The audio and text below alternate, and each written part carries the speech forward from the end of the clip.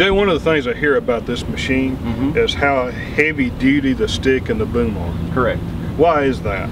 Well, Volvo has beefed up their booms and sticks actually a lot more than our competitors. They put a lot more steel and integrity into their booms and sticks. It's a lot more heavy duty and more robust booms and stick than you see on a lot of our competitors. So where do they put the steel? Actually, you can see on the side plates and the structure of how the machine is machined. So they've got a plate in here? Yes, actually in there, they do. Okay. Where else do we have one? Oh, okay, I see one here. Yeah, in the boom. So what do those bulkheads do? They actually increase the integrity of the boom and stick and make it a lot stronger. So they actually reduce the stress that the boom and the stick go through during normal digging operations. Absolutely. We actually, John, had a competitor of ours that had about 85% of their fleet was Komatsu machines, and owned a vast number of Komatsu excavators, and absolutely every single one of their excavators had splits in their cracks in their booms and sticks. Gotcha. So sometimes the cheaper price up front is not always cheaper in the long run. I got you. All right, well that certainly helps me a lot. Thank you.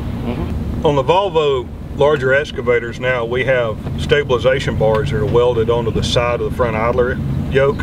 What this does is it provides more rigidity, it protects it against rocks, and it keeps the idler mounts from spreading and causing premature idler wear, and it helps keep the machine from throwing the tracks off. You can see here on a competitor's machine that the idler mount is not nearly as heavy, and it does not have the wear bars on the side of it to provide the stability that it needs.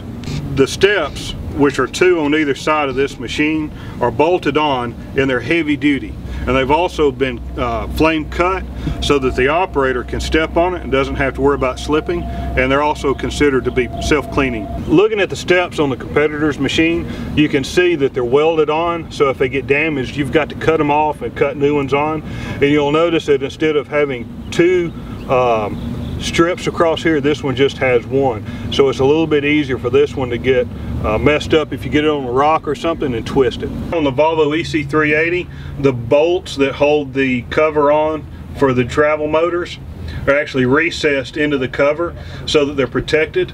So you have a lot less issue with the bolts getting broken off and exposing the track motors to damage. This is where our track motors lie on a competitor's machine. They're mounted behind this plate, and the bolts are not guarded. So over time, if you work in rock, work in a lot of logs and so forth, these bolt heads can actually get broken off, in which case then it makes this plate very vulnerable for coming off and exposing the track motors to further damage. A lot of people ask us about the engine technology in our excavators, and we have to remind folks that the engine is a power plant for the real workhorse in it, which is the hydraulic pump. This actually has the Volvo D13H Tier 4 engine in it. It produces 279 net horsepower.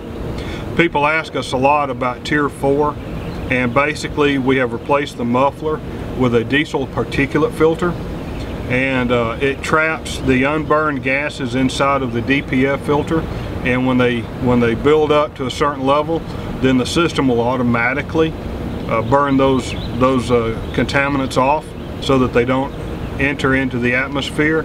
It's a very clean technology. Volvo's been using Tier 4 technology for a number of years in their on-road trucks, so we really don't have any learning curves with this. And the average life of the DPF filter is scheduled to go at least 5,000 hours.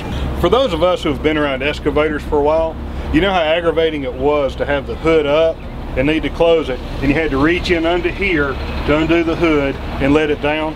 Well, Volvo's got a solution for that. It doesn't get any easier than that. A lot of customers ask us about the exhaust stack and why they look like a big horn coming out. That's for 2 reasons.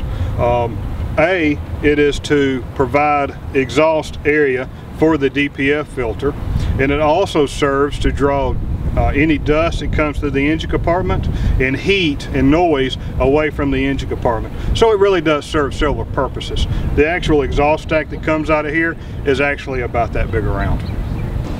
A lot of customers ask us about these two antennas. This one is a CareTrack antenna. This one is a radio antenna. The CareTrack antenna is part of our telematics system, which will allow the operator, the owner, as well as us, the dealer, and Volvo to be able to monitor machine performance. So the owner can actually look and tell when the machine has started, when it stopped, and he can tell with the productivity of the machine as it works throughout the day.